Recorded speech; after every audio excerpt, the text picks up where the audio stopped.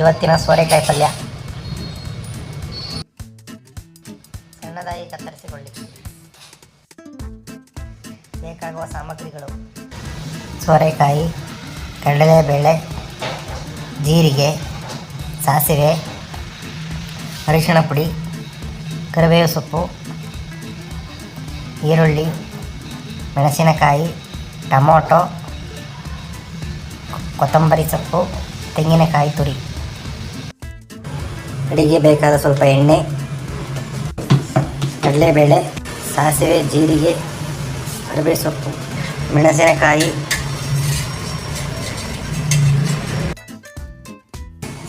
ಈರುಳ್ಳಿ ಚೆನ್ನಾಗಿ 10 ನಿಮಿಷಗಳ ಕಾಲ ಫ್ರೈ ಮಾಡಿ.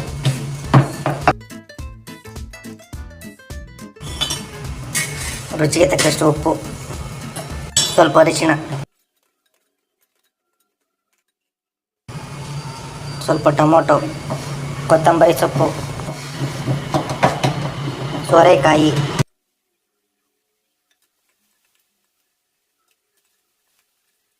ಹತ್ತು ನಿಮಿಷಗಳ ಕಾಲ ಬೇಯಿಸಿ.